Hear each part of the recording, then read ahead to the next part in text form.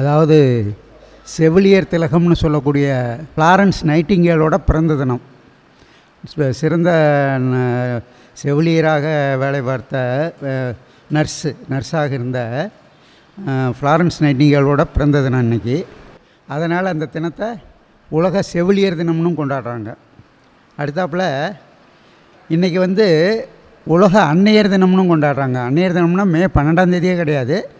ஒவ்வொரு வருடத்திலும் மே 2வது ஞாயிற்றுக்கிழமை அன்னைக்கு அன்னையர் தினம்னு கொண்டாடுறாங்க. இந்த 2 தினங்களும் இன்றைக்கி சிறப்பு வாய்ந்தது. அடுத்ததாக சில சினிமா பாடல்கள் பற்றி சொல்லணும். மனிதனோட குணாதிசயம், அவன் புத்தி எப்படி தடுமாறுது, அவன் சகவாசம் எப்படி, நிறை குறையெல்லாம் அவங்ககிட்ட எப்படி நடத்த. அவன் நிகழ்ச்சிக்கு வந்திருக்கும் உங்கள் அனைவரையும் வருக வருக என்று வரவேற்கிறோம். முதலாவதாக நமது தலைவர் டாக்டர் ராஜவேலு அண்ணா அவர்களை மேடைக்கு அன்புடன் அழைக்கிறோம். அடுத்து சாதனை சிகரம் எங்கள் செயலாளர் துரை அண்ணா அவர்களை மேடைக்கு வருமாறு அன்புடன் அழைக்கிறோம். அடுத்ததாக எனது அன்பு தந்தையும் பொருளாளரும் ஆகிய பாண்டுரங்கன் அவர்களை மேடைக்கு வருமாறு அன்புடன் அழைக்கிறோம். 237வது கூட்டத்திற்கு முன்னிலை வைத்து சிறப்பித்து கொடுக்க இருப்பவர், அவரை நினைத்தாலே நாவில் எச்சில் ஊறும், ஈரோட்டில் இனிப்பு சாம்ராஜ்யம் நடத்தி வரும் SRM ஸ்வீட்ஸ் அண்ட் பேக்ஸ் உரிமையாளர் மகுடீஸ்வரன் மணிமேகலை தம்பதியினர் மேடைக்கு வருமாறு அன்புடன் அழைக்கிறோம்.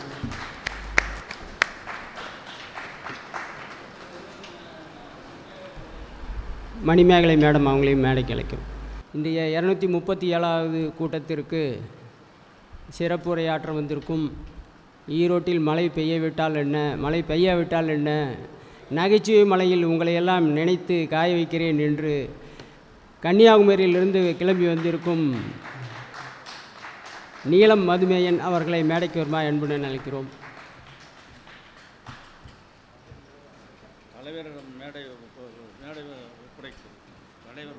தலைவர் வசம் மேடை ஒப்படைக்கப்படுகிறது. முதலாவதாக தமிழ் தாய் வாழ்த்து.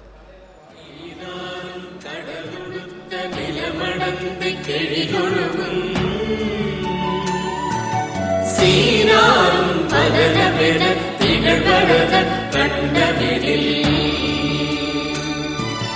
திக்கணமும் அதில் சிறந்த திராவிடர்கள் திருநாளும் தக்க சிறு திரை நுதலும் தரித்தனரும் திலகமுமே அத்திலக வாசனை போல் அனைத்துலகும் இன்பமுற எத்திசையும் புகழ் வணக்க இருந்த பெரும் தமிழனே தமிழனே உன் சீரிழமை திறந்து எந்த செயல் மறந்து வாழ்த்ததுமே வாழ்த்ததுமே வாழ்த்ததுமே.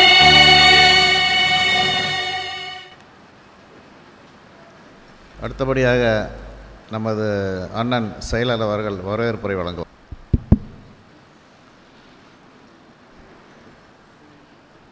தலைவர் உள்ளிட்ட அவையில் உள்ள அனைவருக்கும் எனது கனிவான வணக்கத்தை பணிவாக தெரிவித்து கொண்டு உங்கள் அனைவரையும் வருக வருக என்று வரவேற்பதிலே மிகுந்த சந்தோஷம் அடைகின்றேன்.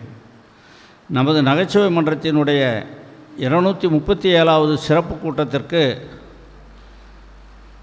முன்னிலை வகிப்பவர்கள் உயர்திரு SR மகுடீஸ்வரன் அவர்கள், அவர்தம் திருமதி மணிமேகலை மகுடீஸ்வரன் அவர்களும் SRM ஸ்வீட்ஸினுடைய பரிபூர்ண உரிமையாளராகிய SRM ஸ்வீட்ஸ் அண்ட் கேக்ஸ் ஈரோட்டினுடைய அற்புதமான ஒரு தொழிலதிபர் ஆவார். ஒரு கிருஷ்ணா ஸ்வீட்டு, ஒரு அடையார் ஆனந்த பவன், எப்படி அதற்கு மேல் சுவையூட்டி சுவைகளில் பலகாரங்கள் ஸ்வீட்டாக இருந்தாலும் கேக்காக இருந்தாலும் அப்படி ஒரு சுவை, அற்புதமான சுவையோடு கொடுக்கக்கூடிய ஒரு மிகப்பெரிய ஒரு தரம் வாய்ந்த நண்பரும் கூட. அவர் விற்கின்ற எல்லா பலகாரங்களிலும் ஸ்வீட்டிலும் தரம் தாழாமல் தரத்திற்கு நல்ல தக்கச்சான்று ISO 1000% கொடுக்க வேண்டிய அளவிற்கு அவர் அப்படிப்பட்ட ஒரு கைராசியை, அவருடைய கைவண்ணம், அப்படிப்பட்ட ஒரு பலகாரங்களை தயார் பண்ணி ஈரோடு மக்களுக்கு, ஈரோடு மாவட்ட மக்களுக்கும் அண்டை மாவட்டத்து மக்களுக்கும் அவர் அனுதினமும் அவருடைய சொந்த தயாரிப்பு ஃபேக்ட்ரி மாதிரி அங்கே அதில் தயார் பண்ணி அனுப்புகிறார்கள்.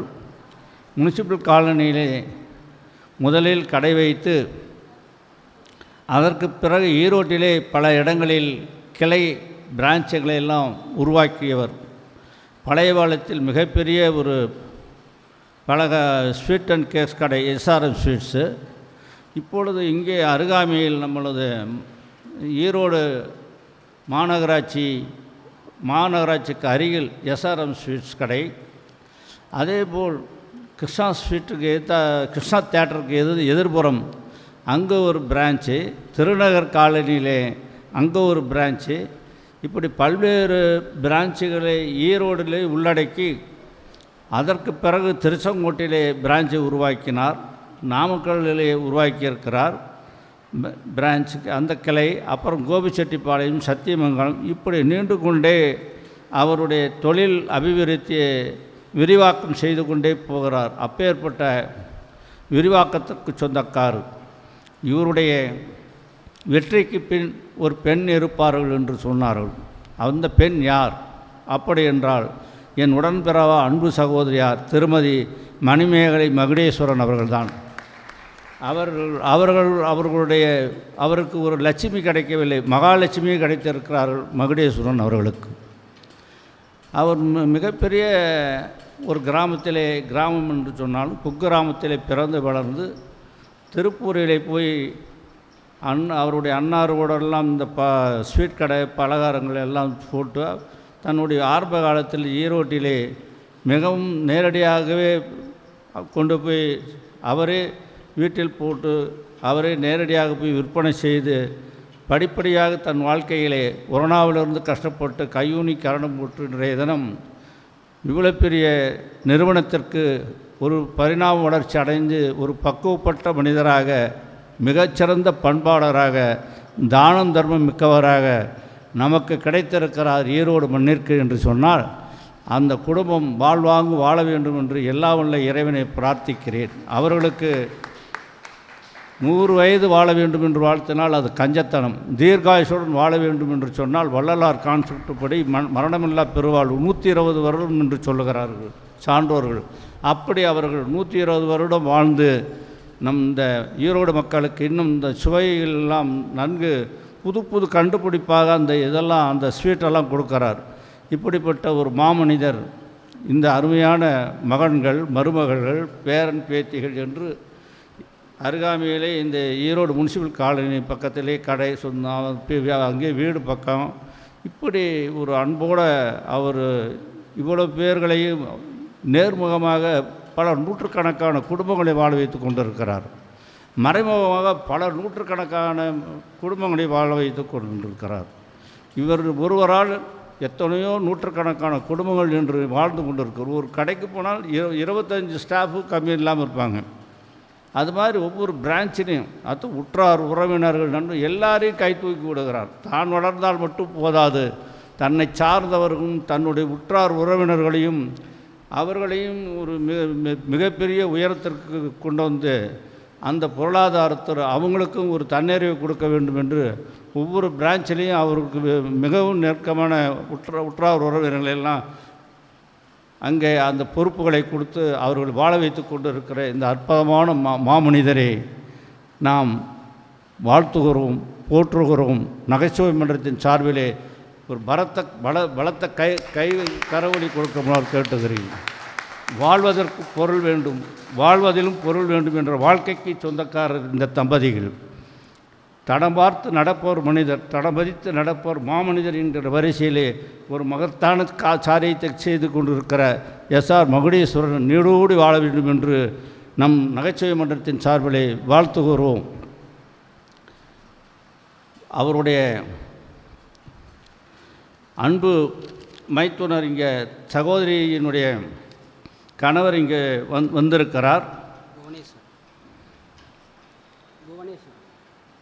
அவருடைய அவர் தாசில்தாராக இருந்து ஓய்வு பெற்றவர். அந்த பேரன்பிற்குரியவருடைய பெயர் புவனேஸ்வரன் ஐயா அவர்களே அன்புடன் மேடைக்கு அழைக்கின்றேன். மேடையில் உட்காருங்க. அவருடைய மைத்துனருக்கு ஒரு பெரிய பொன்னாடையை கொண்டு வந்திருக்கிறார். அந்த தம்பதிகள் இருவருக்கும் அது போற்ற வேண்டும், அவர்களை வாழ்த்த வேண்டும் என்று வந்திருக்கிறார். அவருடைய வாழ்த்துறையும் வழங்க வேண்டும் என்று கேட்டுக்கொள்கிறேன். உட்காருங்க.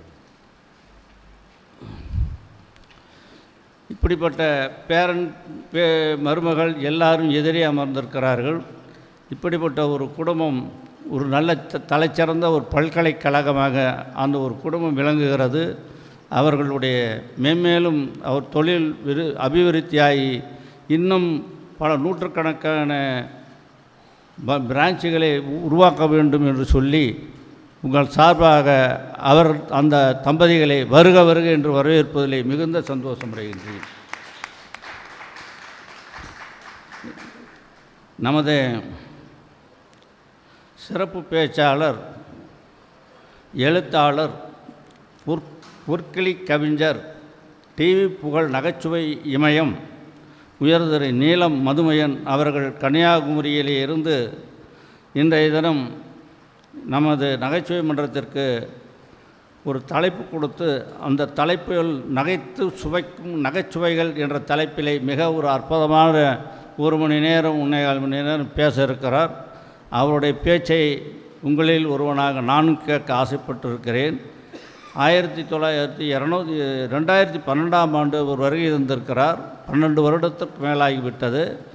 இப்பொழுது மறுபடியும் அவர் நியூசிலாந்தில் தன்னுடைய மகன் வீட்டில் இருந்தார் பல வருஷங்கள். அதனால் அவர் எப்பொழுது அவரை தொடர்பு கொள்ள முடியவில்லை. இப்பொழுது அவர் வந்திருக்கிறார். அவருடைய நல்ல சிந்தனையாளர், நல்ல எழுத்தாளர், பல புத்தகங்களை எழுதிய ஒரு பண்பாளர், நல்ல பழகுவதற்கு இனிமையானவர். இப்படிப்பட்ட நீலம் மதுமையன் எனக்கு மிகவும் கெழுதிய நண்பராவார். அவர் இன்றைய தினம் நகைத்து சுவைக்கும் நகைச்சுவைகள் என்று ஒரு தலைப்பில் பேச இருக்கிறார். அது மக்கள் தீர்ப்பு மகேசன் தீர்ப்பு தான் என்று அவருடைய பேச்சை நீங்கள் கேட்டு சொல்ல வேண்டும் என்று உங்கள் சார்பாக கேட்டுக்கொண்டு அவரை வருக வருக என்று வரவேற்பதில் இந்த நகைச்சுவை ஒன்றும் பெருமை அடைகிறது. இப்பொழுது நமது எஸ்ஆர் மகுடேஸ்வரன் ஐயாவுக்கும் திருமதி மணிமேகலை மகுடேஸ்வரன் அவர்களுக்கும் நமது நகைச்சுவை மன்றத்தின் சார்பிலே கொடையும் சால்வையும், அதேபோல் அவருடைய மைத்துனர் புவனேஸ்வரன் முதலில் அவருக்கு சால்வையும் அணிவிப்பார்கள் என்று உங்களுடைய அதை நீங்கள் ஆரம்பித்து வைக்கலாம் என்று கேட்டுக்கொள்கிறேன். பேசுகிறது நகைச்சுவை மன்றத்தினுடைய பொறுப்பாளர்கள் அவர்கள் அனைவருக்கும், இங்கு வந்துள்ள நகைச்சுவை ரசிகர்களுக்கும், இந்த கூட்டத்தினுடைய சிறப்பாளரான எஸ்ஆர்எம் ஸ்வீட்ஸ் கேக்ஸ் நிறுவனத்தினுடைய தலைவர் எனது மாமா எஸ்ஆர்எம் மகுடேஸ்வரன் அவர்களுக்கும் அவர்தம் துணைவியார் அவர்களுக்கும் முதற்கண் எனது நன்றி கலந்த வணக்கத்தை தெரிவித்துக் கொள்கிறேன். எங்கள் மாமா பழக இனிமையானவர். இனிப்பை ஈரோட்டு மக்களுக்கு வழங்கி வருபவர். அவர் இனிப்பு இல்லா இல்லங்கள் இல்லை என்றே சொல்லலாம். வீட்டில் விசேஷம் என்றால் அங்கு எஸ்ஆர்எம் ஸ்வீட்ஸ் கண்டிப்பாக இருக்கும்.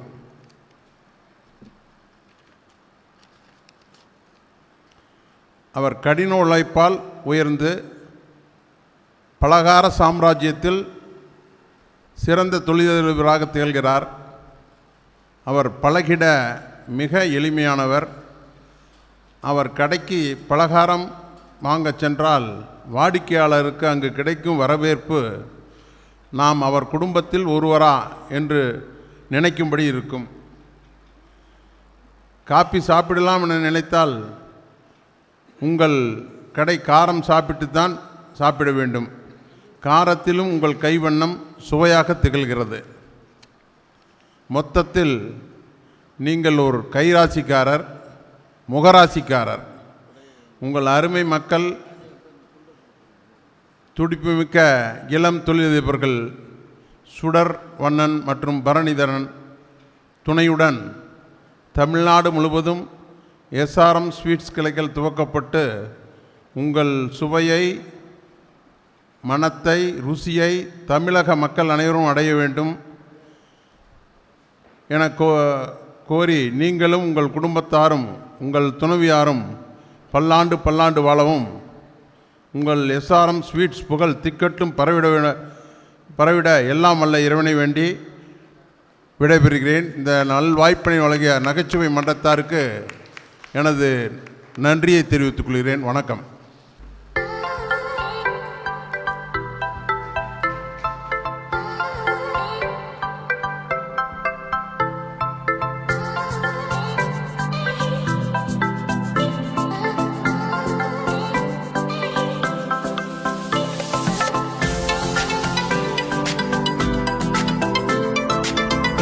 குடை வழங்குதல், சால்வை அணிவிக்கின்ற நிகழ்ச்சி என்று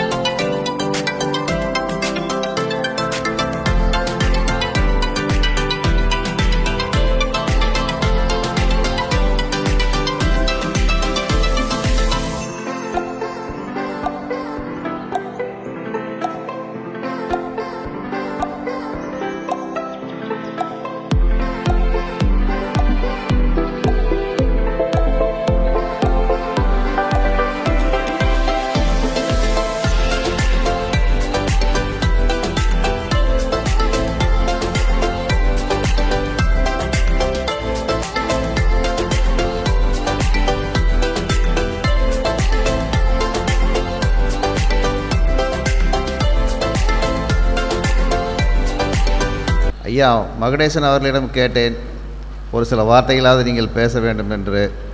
இனிக்க பேசுவார் என்று எதிர்பார்த்தேன். மற்றவங்களுக்கு இனிக்க ஸ்வீட் மட்டும்தான் கொடுத்து எனக்கு பழக்கம். எனக்கு அவ்வளோவா. ஐயா ஒரு 2 வார்த்தையாவது பேசுகிறீங்களா? அவர் என்றைக்குமே செயல் வீரர், அதனால் அவர் அதிகமாக பேச மாட்டார். அடுத்தபடியாக நமது சிறப்பு பேச்சாளர் நீலம் மதுமையன் அவர்கள். அவர் பேரையே 2-3 தடவை மனப்பாடம் பண்ணி தான் எனக்கு முழுசாக வந்தது. அவளை பற்றி அறிமுகம் செய்ய நம்ம சுரேஷ் அவர்களை அழைக்கிறேன். நம்முடைய இந்த சிறப்பு பேச்சாளர் கவிஞர் நீலம் மதுமையன் அவர்கள் 6/7/1953 ஆண்டு மணிமுத்து சீதாலட்சுமி தம்பதியரின் 2வது மகனாக பிறந்தவர். தனது ஆரம்ப பள்ளியில் இவருடைய கல்வியை ஆரம்பித்து அண்ணாமலை பல்கலைக்கழகத்தில் MA MEd MPhil ஆக முடித்து 25 ஆண்டுகள் அரசு பள்ளியில் ஆசிரியராக பணிபுரிந்தவர். எல்லாருடைய பயோடேட்டாவும் அன்னாருடைய பயோடேட்டாவும் ரொம்ப வித்தியாசமாக இருக்குது. கிட்டத்தட்ட 4 பக்கம் இருக்குது அவருடைய பயோடேட்டா. அதை சுருக்கியாகவே சொல்லிடுறேன். அவர் எண்ணற்ற கவிதை நூல்கள், கட்டுரைகள், சிறுகதைகள், ஆன்மீக புத்தகங்கள், சுய முன்னேற்ற புத்தகங்கள், சிடி ரெக்கார்ட்ஸ் குறுந்தேடுகள் மற்றும் நகைச்சுவை புத்தகங்கள் அதில் எழுதி வெளியிட்டிருக்கிறார். அதிலே ஒன்றுதான் நகைத்து சுவைக்கும் நகைகள் என்ற புத்தகம். அதில் உள்ள நகைச்சுவைகள் தான் இன்று அவர் கூற இருக்கிறார். இவர் பெற்ற விருதுகள் பொற்கிளி கவிஞர் விருது, பாரதிதாசன் நூற்றாண்டு கவிதை விருது, பாரதியார் விருது உட்பட்ட பல விருதுகளை பெற்றவர். இவர் தமிழர்கள் உள்ள எல்லா நாடுகளிலும் சுற்றுப்பயணம் செய்து தமிழ் பணியாற்றியுள்ளார். குறிப்பாக சிங்கப்பூர், மலேசியா, இலங்கை, கத்தார், மஸ்கட், ஆஸ்திரேலியா உள்ளிட்ட தமிழர்கள் வசிக்கும் எல்லா நாடுகளிலும் சென்று இவர் பேசியிருக்கிறார். இது மட்டுமல்லாமல் பல டிவி நிகழ்ச்சிகள், வானொலி நிகழ்ச்சிகளில் கலந்து கொண்டு உரையாற்றியுள்ளார். இவர் சுமார் 24 நாடகங்கள் எழுதியுள்ளார். அதில் இவர் இயக்கி நடித்தது 15 நாடகங்கள். 2 திரைப்படங்களுக்கு துணை இயக்குநராக பணியாற்றியிருக்கிறார். 2-3 திரைப்படங்களில் நடித்தும் இருக்கிறார். இத்தனை சிறப்புகளுக்கும் சொந்தக்காரர் கவிஞர் நீலம் மதுமையன் அவர்களை பேச அன்புடன் அழைக்கிறோம். மதிப்பிற்கும் மரியாதைக்கும் உரிய நிகழ்ச்சியின் தலைவர் அவர்களே, அவருக்கு துணை நிற்கின்ற துணைத் தலைவர்கள், இணைச் செயலாளர்கள் மற்றும் இணைச் செயலாளர் அவர்களே, என்னை அன்போடு ஈரோட்டிற்கு அழைத்து அறிமுகம் செய்து வைக்கின்ற அன்பிற்குரிய அண்ணா துரை அவர்களே, எல்லாவற்றிற்கும் மேலாக இங்கே மேடையில் வீற்றிருக்கின்ற இந்த நிகழ்ச்சியினுடைய முன்னிலைதாரர்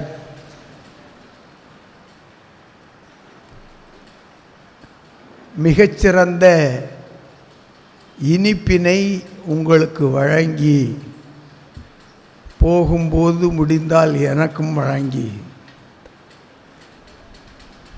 சிறப்பு செய்து தமிழ்நாடு முழுக்க எங்கே போனாலும் சொல்லணும்ல, அன்பிற்குரிய ஐயா எஸ்ஆர் மகுடீஸ்வரன் அவர்களே, காலத்தின் அருமை கருதி இதை கூட்டம் குறைவாக இருக்குன்னு நான் எப்போவுமே நினைக்கிறது இல்லை. 40-50 பசங்களை வச்சு தான் பள்ளிக்கூடத்தில் வகுப்பு நடத்துகிறோம், கூட்டத்தை பார்த்துக்கிட்டு இருக்கிறோம். அதனால் அது ஒரு காரணம் அல்ல, ஆனால் காலம் ஒரு காரணம். எதுவரை பேசுவாய் என்று நீங்கள் கேட்டுக்கொண்டே கேட்டால் எனக்கு கெட்ட காலம்னு அர்த்தம். எதுவரை இருப்பீர்கள் என்று நான் கேள்வியை திருப்பி கேட்டால் அதுவும் எனக்கு தான் கெட்ட காலம். போயிடுவாங்க. இப்பெல்லாம் முன்ன மாதிரி இப்போ நான் துறையா காலையிலிருந்து என்னை விழுந்து விழுந்து கவனிக்கிறார்கள். எந்த காயமும் இல்லை,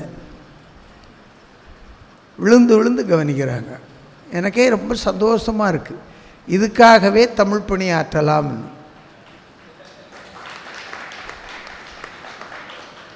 கோயம்புத்தூரில் தண்டு மாரியம்மன் கோயில் உங்கள் எல்லாருக்கும் தெரியும். ஒரு முறை சொற்பொழிவுக்கு வந்திருந்தேன். அங்கும் இப்படி கூட்டம் இப்படித்தான். ஆரம்பிக்கும் பொழுது 4-5 பேர் இருக்கிறார்கள், பிறகு கொஞ்சம் பேர் கூடி விடுகிறார்கள். அப்போது பேச்ச ஆரம்பிக்கும் போது நான் பொதுவாக கேட்குற பழக்கம் உண்டு, எவ்வளோ நேரம் பேசணும் ஐயான்னு கேட்டேன். இந்த கோயில் தக்கார் சொன்னார், நீங்கள் எவ்வளோ நேரம்னாலும் பேசுங்க தம்பி, நீங்கள் தொலைவில் இருந்து வந்திருக்கிய, நாங்கள் ஒரு 10 நிமிஷம்தான் இருப்போன்னார். அதுக்கு பிறகு எனக்கு அங்கே என்ன வேலை? அதனால் அதிலிருந்து நான் எவ்வளவு நேரம் பேசணுன்னு கேட்குறது இல்லை. நீங்கள் வேணா துறை ஐயா இங்கே தான் இருக்காங்க, கேட்டு பாருங்கள். அங்கே கேட்கல. ஏன் கேட்கலன்னா இது மாதிரி ஏதாவது பதில் வந்து சிக்கலில் மாட்டிக்கப்படாதேன்னு தான் கேட்கல, வேறு ஒன்றும் இல்லை. எனக்கு இந்த நகைச்சுவை மன்றத்தை பிடிப்பதற்கு 2 காரணம். உலகத்தில் நான் நிறைய நகைச்சுவை மன்றங்களில் பேசியிருக்கிறேன். தமிழ்நாட்டில் ஏகதேசம் எல்லா நகரங்களிலும் இருக்கிற நகைச்சுவை மன்றங்களிலெல்லாம் பேச கிடைத்த வாய்ப்பை பெரும் வாய்ப்பாக கருதினாலும் ஈரோட்டு வாய்ப்பு எனக்கு மிகச்சிறந்த வாய்ப்பு. என்ன தட்டிருங்க, நினைக்கிறதோட விட்டுறக்கூடாது, எப்போவுமே தட்டிடணும். ஏன்னா நகைச்சுவை மன்றம் தான், சிரிக்கிறதுக்கு தான் வந்தோம்.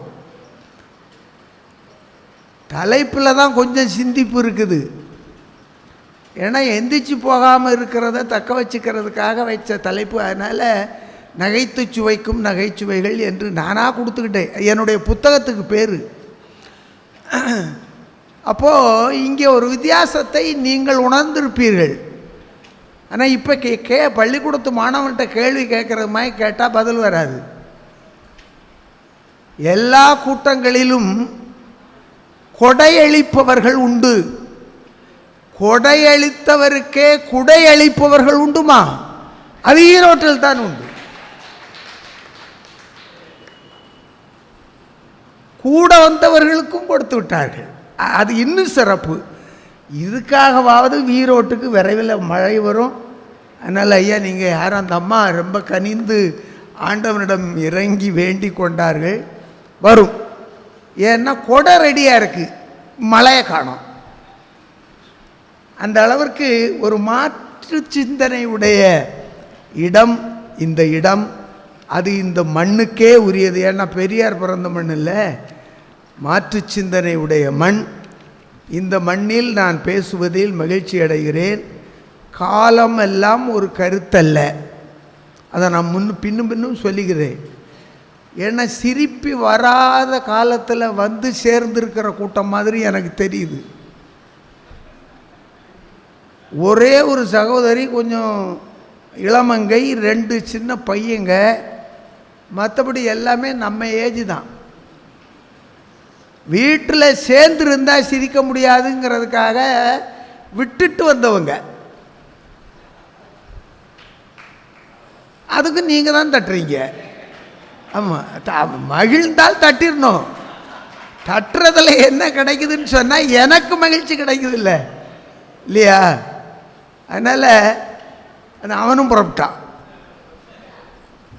ஒரு ஆள் தான் இருக்கட்டும். இப்போது நகை சுவை இந்த ரெண்டையும் நம்ம பிரித்து பார்க்கணும். நிறைய பேரறிஞர்கள் எல்லாம் அந்த மேடை இது. அதனால் நான் சொன்னதே சொல்லுவதாக இருந்தால் நீங்கள் ஒன்றும் வருத்தப்பட வேண்டாம், சிரிச்சுக்கிடலாம். எல்லா பேச்சாளனும் இப்படி தான் இருக்கான் அப்படி நினச்சி சிரிச்சுக்கிடணும். இந்த சாக்கில் அரிசியை போடுவாங்க, நெல்லை போடுவாங்க. போடும் பொழுது அதை அப்படி ஒரு அசைச்சு தூக்கி ஒரு அடி அடித்து அதுக்கப்புறம் பார்த்திங்கன்னா 10 கிலோ அரிசி கூடுதல் போடலாமா இல்லையா? அது மாதிரி தூக்கி அடிக்கிற இடம்தான் நகைச்சுவை மன்றம். தூக்கி அடிப்பது தான் நகைச்சுவை. அப்படிப்பட்ட நகைச்சுவைகளை கொடுப்பதற்கு பெறுவதற்கு நீங்கள் தயாராக இருக்கிறீர்கள் என்பதை உங்கள் முகங்களும் அகங்களும் காட்டுகின்றன. இப்போ குரங்கு எங்காவது ஆஸ்பத்திரியில் போய் 320 இருக்குது டாக்டர் என்ன கேட்டிருக்குதா? யானை எனக்கு ஃபேட்டு கொழுப்பு அதிகமாயிட்டு இன்னும் டோக்கன் எடுத்துக்கிட்டு நின்றுதா? இந்த விலங்குகள் எதுவுமே இந்த மாதிரி டோக்கன் எடுக்காத இடத்துல நாம் மட்டும் ஏன் டோக்கன் எடுக்கிறோம்னா, நாம் தான் தாய்ப்பாலை மறந்தவர்கள். இந்த தாய்ப்பாலில் இருக்கிற வீரியம் இருக்கு பாருங்க, அதில் நோய் எதிர்ப்பு சக்தியினுடைய ஆற்றல் அதிகமாக இருக்கும். அதனால் தாய்ப்பால் ரொம்ப முக்கியம். பெற்றுக் கொடுக்கிற தாயை தெய்வமாக போற்றுகிற நாடு இந்த நாடு என்றால் அதுக்கு வேறொன்றும் காரணம் இல்லை, அவள் ஒரு குழந்தைக்கு தாயாக மாறுகிறாள் என்று பொருள். மாறணும். இங்கே அப்படி இல்லை. இங்கே 2 மாதம் 3 மாதம் ஆன உடனே டாக்டரை போய் பார்த்துடுறோம். அவளே சொல்லிடுறா, அப்பா டாக்டரை எப்படியாவது ஒன்று கன்சல்ட் பண்ணிடணும்னு. டாக்டரும் கன்சல்ட் பண்ணுறாரு. அங்கே தட்டி இங்கே தட்டி எல்லாம் பார்த்து எடுத்து ஸ்கேனை கொண்டா அதை கொண்டான்னு அத்தனை ரிப்போர்ட்டும் பார்த்துட்டு அவர் சொல்கிறாரு, ஒரு 8 மாதம் குனியக்கூடாது, நிமிரக்கூடாது. எங்கள் வீட்டில் எங்கள் பாட்டி நிறை மாத கர்ப்பிணியாக இருக்கிற பொழுது 9வது குழந்தை நிறை மாத கர்ப்பிணியாக இருக்கும் பொழுது அந்த வயிற்றோடு போய் புல்கட்டிலே வயல்கட்டிலே போய் நெல்கட்டை அறுவடை செய்து தலையிலே சுமந்து விட்டு வருகிற பொழுது குழந்தையை பெற்றெடுத்தா. இப்போ ஏன் அந்த பலம் போயிட்டு? உழைப்பில்லை, குனிறதில்லை, நிமிர்றதில்லை. 50 கிலோ எடையோடு என்னுடைய பாட்டி எங்கள் வீட்டுக்கு வந்தா. மரணமாகி காட்டுக்கு போகும் பொழுதும் அவளுக்கு எடை 50 கிலோ. இப்போ என் மனைவி 50 கிலோவோடு தான் வந்தார்கள். இப்போது அவர்களுடைய எடை 123 கிலோ. கூடுதல் இருக்கலாம், குறைகிறதுக்கு வாய்ப்பு இல்லை. ஏன்னா தலைக்கதவு வழியாக நுழைந்து போகிறவளால் புறக்கதவு வழியாக போக முடியல, சாஞ்சி தான் போக முடியுது. வரும்பொழுது அப்படி வரல. எப்படி வந்தது இந்த எடை? எங்கிருந்து வந்தது? எங்க பாட்டி விளக்குமாறு எடுத்து குனிந்து நிமிர்ந்து பெருக்கினாள். வீடு சுத்தமானது. யோசிச்சு பாருங்க. இப்போ வாக்கம் கிளீனர்னு ஒன்று கண்டுபிடிச்சிருக்கிறான். அதை வாங்கி வைங்கோங்கிறான். அரைக்கிறதுக்கு அம்மியை தொடுறதே இல்லை, தொடுறதே இல்லை. ஆட்டுறதுக்கு ஆட்டுரல் எங்கே கிடக்குன்னே தெரியல. ஆட்டுரல்னா என்னன்னு தெரியுமாம்மா? அந்த பாப்பாவை வச்சுக்கிட்டு இருக்கிற அம்மாட்ட கேட்டுக்குவோம். ஆட்டுரல்னா தெரியுமா? தெரியும், பார்த்துருக்காங்க. அது வேற பாவம் பண்ண போறீங்களா? அப்போ கவனமாக பேசுங்கிறீங்க. ஆடியோ வீட்டுக்கு வந்துருமா? இவர் வேற மிரட்டிக்கிட்டு இருக்காரு. நானே அதுக்கு பயந்து தான் இங்கே வந்திருக்கிறேன். சரிம்மா மிரட்டுங்க, பார்த்துக்குவோம், என்னதான் வருதுன்னு பார்த்துக்கலாம். அப்போது என் மனைவி என்ன சொல்கிறாங்க? ஆட்டுரல் இல்லை. இந்த தங்கச்சி ஆட்டுரலை பார்த்துருக்கு. பயன்படுத்தியிருக்கீங்களாம்மா? பயன்படுத்திக்கிட்டே இருக்கீங்களாம்மா? இல்லை, பயன்படுத்தியிருக்காங்க. எது? 23 வயசு பொண்ணே பயன்படுத்தி இருக்கு, இன்னும் பயன்படுத்தலை. இப்போது என்ன காரணம்? நாம் அசைகிறது இல்லை, அலுங்கிறது இல்லை, குலுங்கிறது இல்லை, குனிகிறது இல்லை, நிமிர்றது இல்லை. எதுவுமே நம்மகிட்ட இருந்து வரக்கூடிய விடை இல்லை. அதனால்தான் ஒருத்தி சொன்னால், நான் வாழப்போகிற வீட்டில் மம்மியும் இருக்கக்கூடாது, அம்மியும் இருக்கக்கூடாதுன்னா. அவ்வளோ சுத்தமாக இருக்கணுமா? அப்போது அந்த வீடுகளில் அதெல்லாம் இல்லை. 50 கிலோவில் வந்தது 125 130 கிலோவாக மாறி போச்சு. மூச்சு விட்டால், முன் வீட்டுக்குள்ளே நின்று மூச்சு விட்டால் அடுத்த தெருவுக்கு கேட்குது. ஊ ஆ ஊ ஆ. ஒரு பையனை கூட்டிகிட்டு ஒரு தோப்பம் வந்துட்டான். நான் வேலை பார்த்த ஸ்கூலில் இருந்து, சார் நீங்கள் கராத்தையெல்லாம் கற்றுக் கொடுக்க எவ்வளோ இருக்குது, என் பையனுக்கு அட்மிஷன் போடுங்கண்ணா.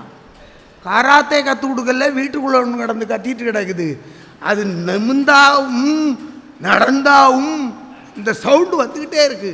ஊ ஆ ஊ ஆ, மூச்சு விடுற சவுண்டு. அடுப்பாங்கரைக்கு போகிறதுக்குள்ளே 5 பஸ்ஸை கடந்து போயிடலாம், அவ்வளோ சத்தம் வருது. வந்த பையனுக்கு சும்மா போக வேண்டியது தானே. என்ன சார் உங்கள் துணைவியாரா அல்ல மாமியாரா? அவன் கொக்கியை போடுறான். இல்லைடா, இவங்க அம்மா தான் எனக்கு மாமியாரா. ஊருக்கு வரும்போது ஒழுக்கமாக தானே வந்தீங்க, காரியத்தை கெடுத்து விட்டியல்ல, உடனே ஆஸ்பத்திரியில் கூட்டிகிட்டு போய் பாருங்கங்கிறான். அங்கே போனால் அவர் பார்த்துட்டு, அவர் நான் போகிறதுக்கு முன்னே சேரெல்லாம் அப்புறப்படுத்திட்டார். ஏன் வாத்தியார் வர்றாருன்னு என்ஜினை கொண்டு உட்கார வச்சிருக்கு. அனுப்பும்போது எடிட் பண்ணி அனுப்புங்க ஐயா. உட்கார வச்சது தான் தெரியும். டாக்டர் சொன்னார், வீட்டில் மிக்ஸி இருக்கா, கிரைண்டர் இருக்கா, ஃப்ரிட்ஜ் இருக்கா, வாஷிங் மிஷின் இருக்கா, அத்தனை கருவிகளையும் ஒன்று விடாமல் சொன்னார். ஆமாம் ஆமாண்ணே, அத்தனையும் வித்துரு, நோய் சுகமாயிரும்னார். மாத்திரை வேண்டாம், மருந்து வேண்டாம். அப்போ தான் என் மனைவி என்னை இப்படி நிமிர்ந்து பார்த்தாங்க. படுவா நீ வித்துருவ, விற்ற ஒன்றை நான் வித்துருவேன்னு.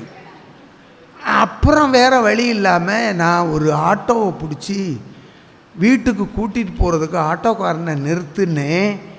அவன் சொல்கிறான், இதுக்கெல்லாம் லாரிகளாக பார்த்து கூட்டிகிட்டு போங்கோ, நம்ம ஆட்டோ வராது லோடுக்குன்ட்டான். அந்த அளவு வெயிட்டு, பூரிப்பால் வந்த வெயிட்டா. இப்போ ஐயாவுக்கு இருக்கு, ஐயாவும் வெயிட்டான உடம்பு தான், ஆனால் அவர் மகிழ்ச்சியாக இருக்கார். என்ன காரணம்? அவர் பூரிப்பால் வந்தது. ஒரு பொண்ணை கட்டி கொடுத்த மைத்துனருக்கு மரியாதை செய்யக்கூடிய மனநிலை எங்கே இருக்கிறதோ அங்கு கடவுள் இருக்கிறான்னு அர்த்தம். இதிலேருந்து புரிஞ்சுக்கணுன்னா ஏன் மச்சான் எனக்கு எதுவும் செய்யலைன்னு. இதையும் எடிட் பண்ணிடுங்க.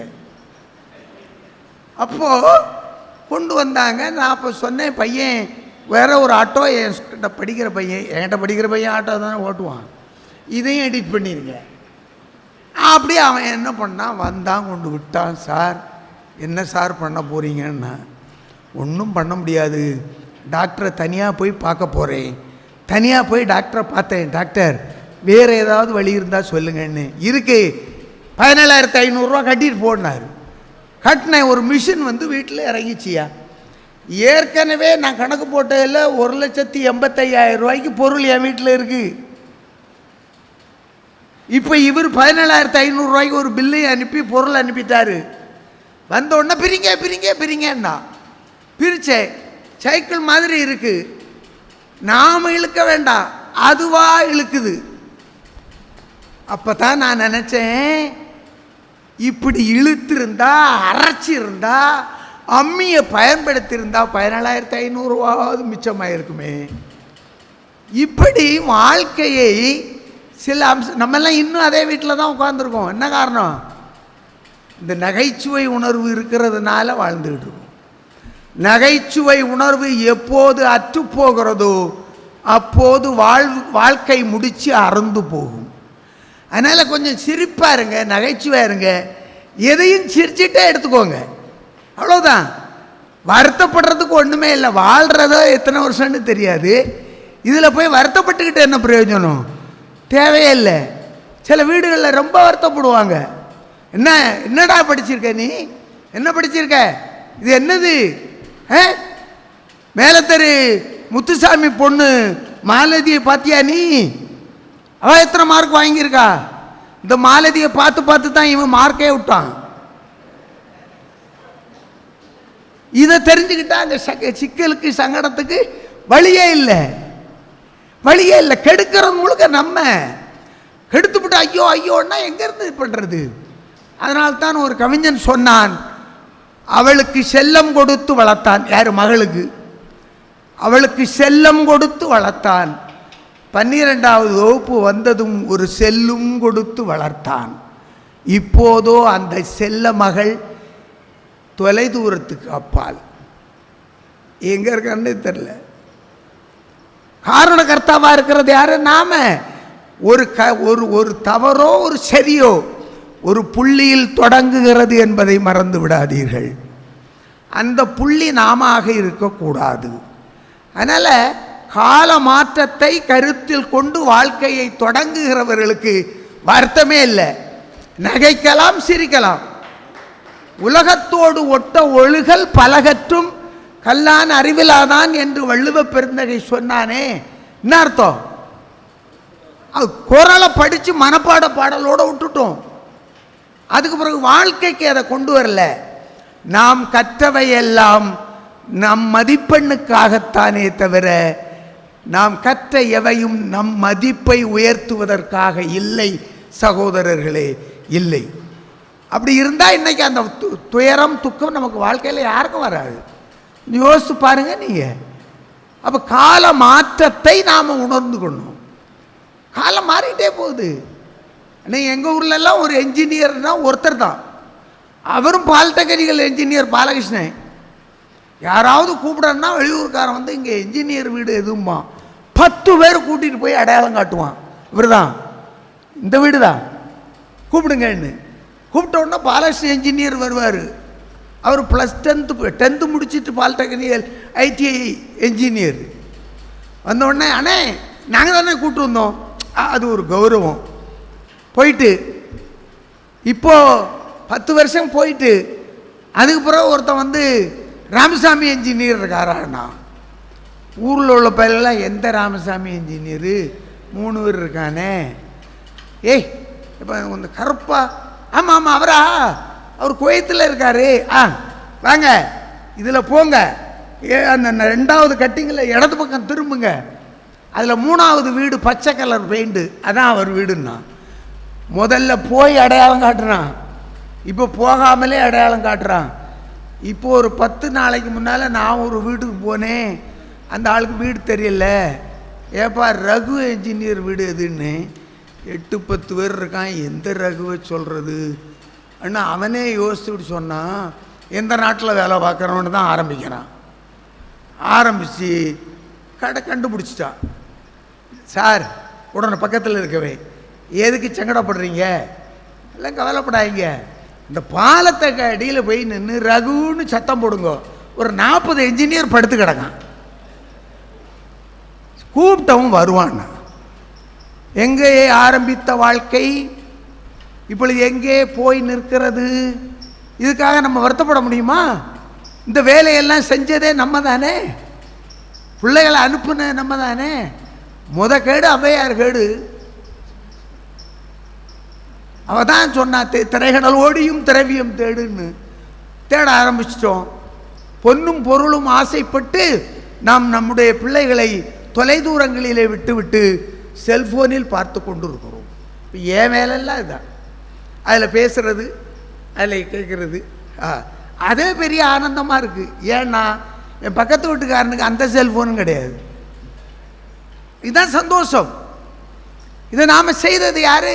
நாம. இதுக்கு காரணம் யாரு?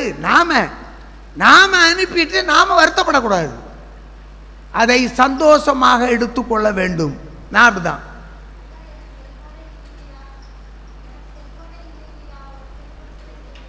இல்லையா? பிள்ளைகள் இங்க ஊர்ல இல்லையா? செல்போனே இல்லையா? சரி சரி, அது வேலை பார்க்க போனவர் எதுக்கு போனாரு? அவர் காசுக்கு தானே போனார்.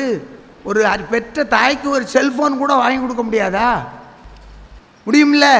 கேளுங்க, இல்லைன்னா நம்ம நகைச்சுவை மன்றத்திலிருந்து போயிடுவோம். டிக்கெட் மட்டும் போட்டுருங்க, நாங்கள் வரோம், எந்த நாடாக இருந்தாலும். அது எப்படி?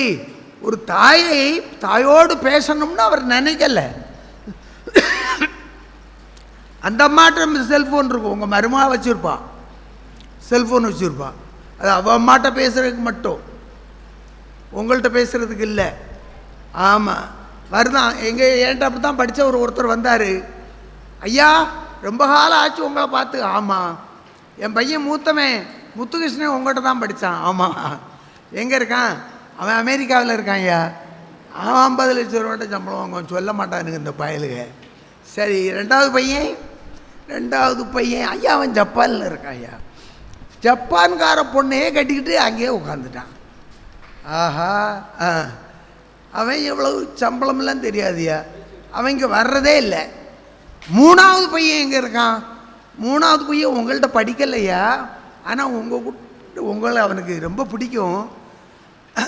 அவன் மலேசியாவில் இருக்காயா. அவன்தான் அவசரப்பட்டா ஓடி வந்துக்குவான். ஆனால் அவனும் ஒரு மலாய் பொண்ணை கட்டிவிட்டு அங்கே உட்காந்துட்டான். சரி, அவன் மலேசியாவில் மூத்தவன் அமெரிக்காவில் இருக்கான், ரெண்டாவது உள்ளவன் ஜப்பானில் இருக்கான், மூணாவது உள்ள பையன் மலேசியாவில் இருக்கான். ஐயா, நீங்கள் எங்கே இருக்கீன்னு? நான் அநாத ஆசிரமத்தில் இருக்கேன் ஐயான்னார். இதுதான் வாழ்க்கை. அனுப்புனது நாம.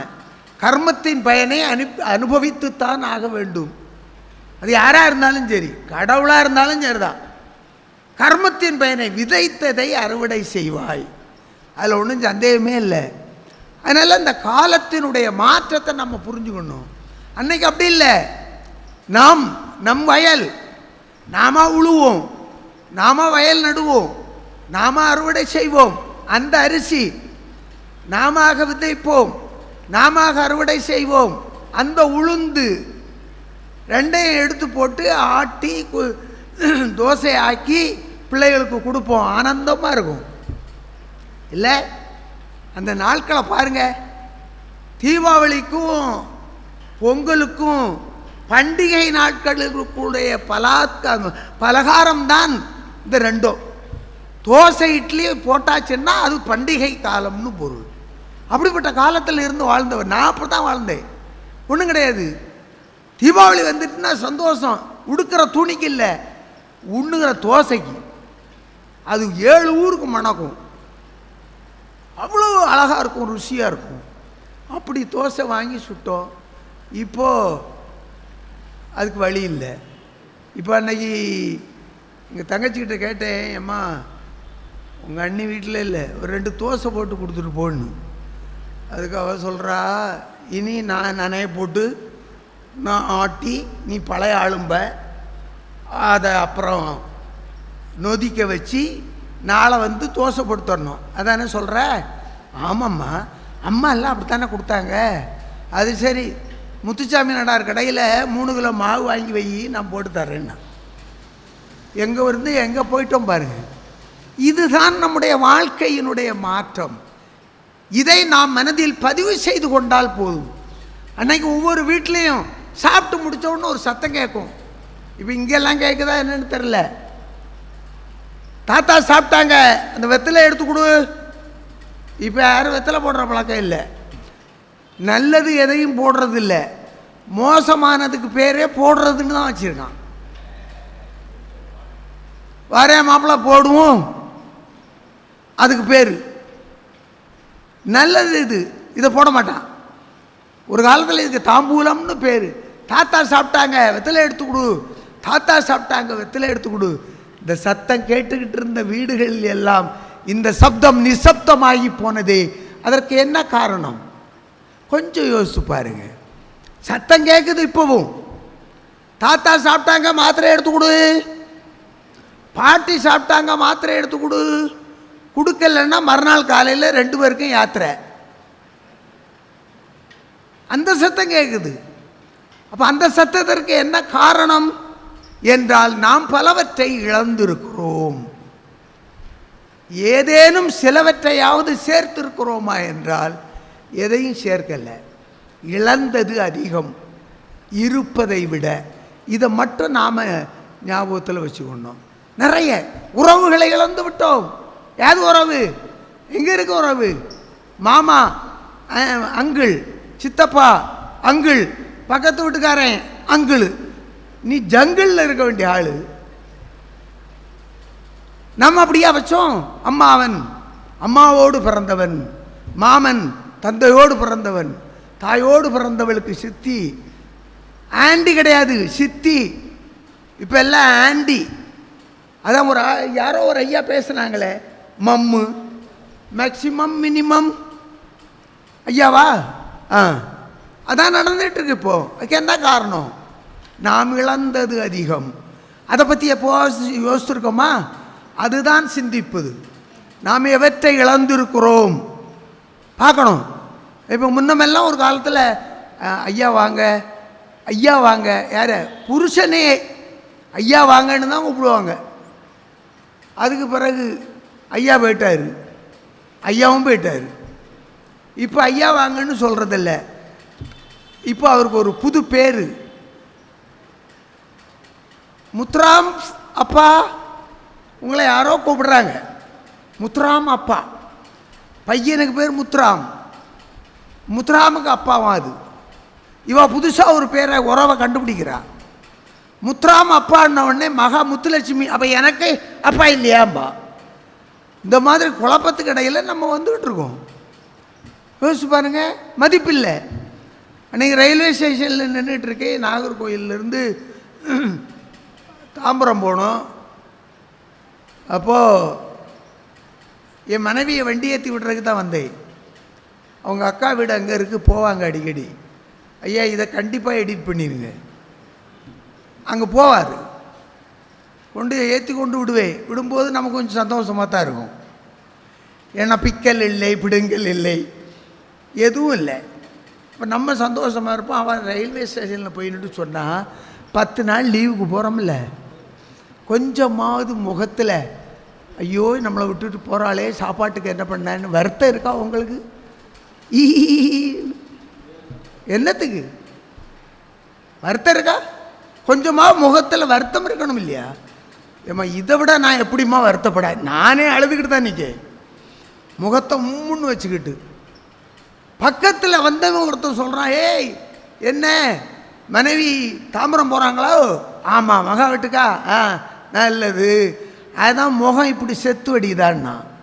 அவனுக்கு நான் அழுது வடிகிறதா தெரியுது, அவளுக்கு அப்படி தெரியல. திடீர்னு பார்த்தா 10 நாள் பிரிஞ்சு சரி சரி எப்படியும் போங்க என்று போயிட்டா. 2வது கூப்பிடுறதுக்காக நான் ரயில்வே ஸ்டேஷன் போகிறேன். போகும்போது இப்போ நான் என்ன பண்ணணும்? ஓடியா ஓடியா ஓடியா ஓடியா ஓடியா அப்படி சந்தோஷப்பட்டிருக்கணுமா இல்லையா? இப்போ நான் அழுது விடிஞ்சுக்கிட்டு நிற்கிறேன். அப்போ இறங்கினவா சொல்கிறா, இப்போவாவது சிரிக்கலாம்ல. அங்கே பாருங்க, ஒரு மாப்பிள்ளையும் பொண்ணும், அவங்க இப்போ தான் கல்யாணம் ஆகிருக்கும்னு நினைக்கிறேன். இப்போ இல்லை, 7 வருஷம் ஆச்சு. என்னமா சிரிக்கிறாங்க, அவன் என்னமா சிரிக்காம பாருங்க. அதில் பாதி சிரிக்கக்கூடாதான்னா, பாதி எங்கே சிரிக்கிறது? அவன் ரயில் ஏற்றி விட வந்தவன் சிரிக்கான். நான் ஒன்று ரயில் இறக்கி கூட்டிகிட்டு போகிறதுக்கு வந்தவன், நான் எப்படி சிரிக்க முடியும்னா, வாழ்க்கையை ஊரார் சிரிப்பதற்குரிய நிலைக்கு நாம் கொண்டு போய் சேர்த்திருக்கிறோம்னு அர்த்தம். அதனால் நாம் தான் நம்முடைய வாழ்க்கையை அமைத்து கொள்வது, வேற யாரும் இல்லை. அதே மனைவி நினைத்தால் கணவனை மாற்ற முடியும், அதே கணவன் நினைத்தாலும் மனைவியை மாற்ற முடியும். நான் சொல்கிறது மனைவியை மாற்ற முடியும் இல்லை, திருத்த முடியும்னு அர்த்தம். நீங்கள் சந்தோஷத்தை பார்த்தா எனக்கே சங்கடமாக இருக்கு. மனைவியை திருத்த முடியும், யாரும் ஆம்பளைகள் நினைக்கிறதில்ல, ஆனால் பெண்கள் நினைப்பார்கள். நான் கோயில்களுக்கு போகிற பழக்கம் ரொம்ப நாளாக கிடையாது, போகமாட்டேன். நீ எனக்கு தானே சாமி கும்பிட்ற? ஆமாம். நான் வர்றதுக்கு முன்னே எங்கள் அம்மா எனக்கு கும்பிட்டாங்க. எல்லாருமே பிள்ளைகளுக்காக தானே கும்பிடுறாங்க. ஸோ நோ ப்ராப்ளம், நான் கும்பிடணும்னு அவசியம் இல்லை அப்படின்னு சொல்லி சமாளிப்பேன்.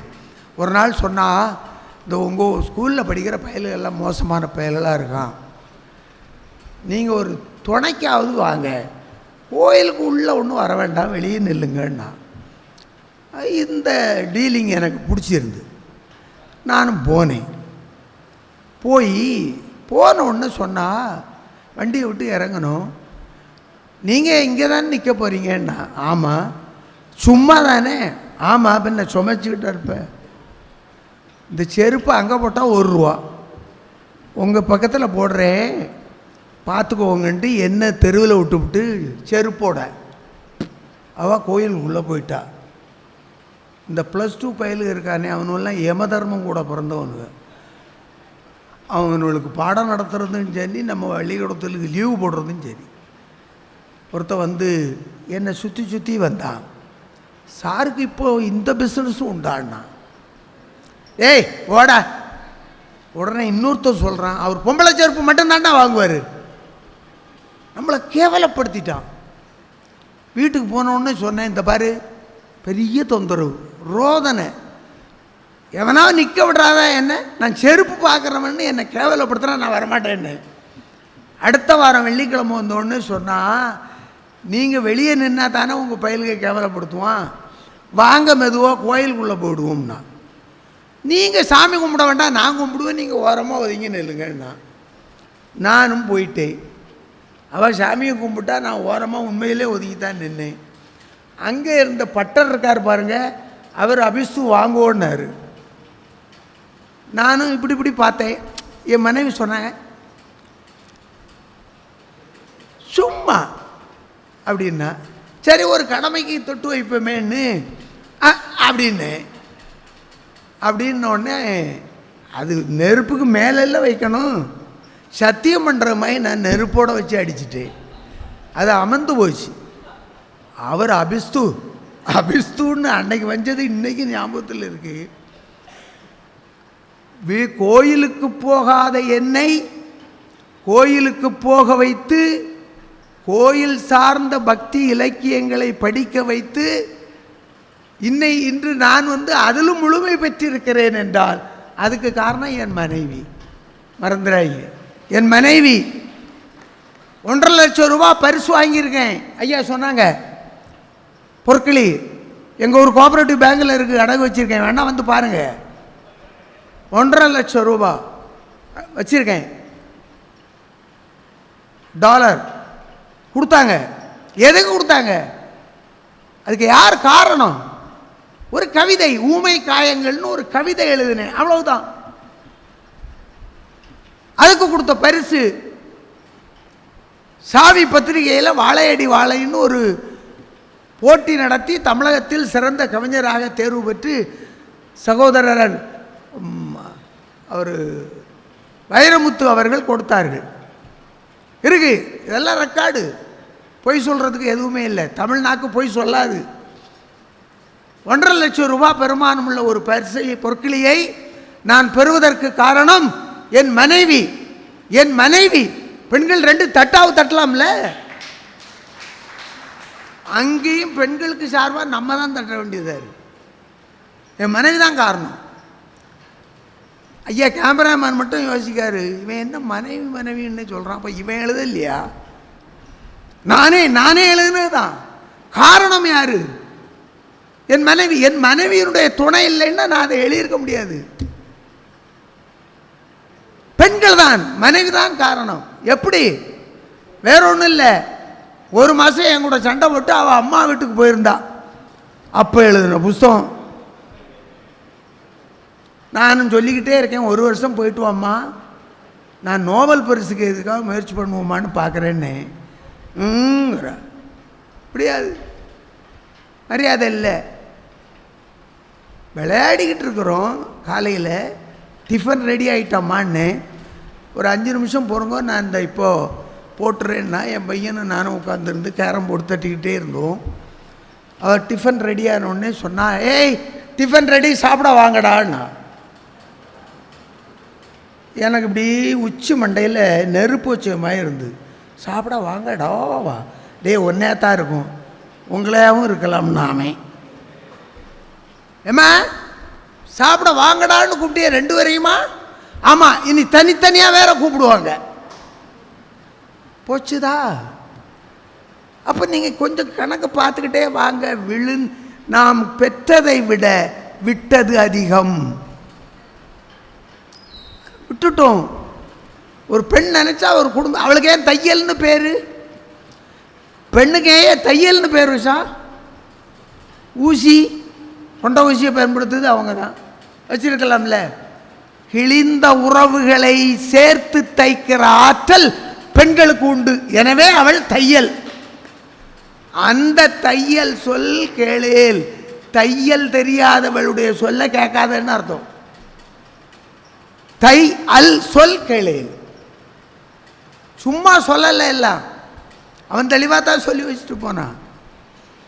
ஏன்னா நாம் அதைகளெல்லாம் விட்டோம். அவங்க நினச்சா மாற்ற முடியும். பையன் வகுப்பில் கேட்டான், அம்மா சார் குரங்கு இதில் இருந்து தான் நம்ம வந்தோம்மா. ஆமாடா, தியரி அப்படி தான் சொல்லுது, டார்வின் தியரி. குரங்குல இருந்து தான் நாம் வந்தோம். அப்படியா?